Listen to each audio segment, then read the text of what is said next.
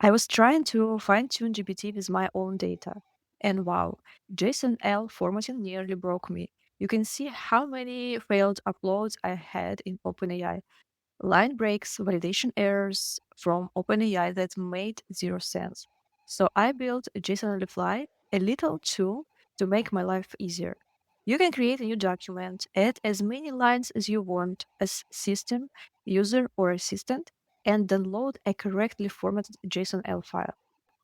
Later, you can reuse existing JSONL files and edit or format text would be much easier. And the best part, are you ready? Your data never leaves your device. Nothing gets uploaded, it's all in your browser. I made it for myself, but I figured other might need it too. Give it a try. Hope it saves you hours like it did for me. Share your opinion, ideas. I would be happy to extend that feature and make it better.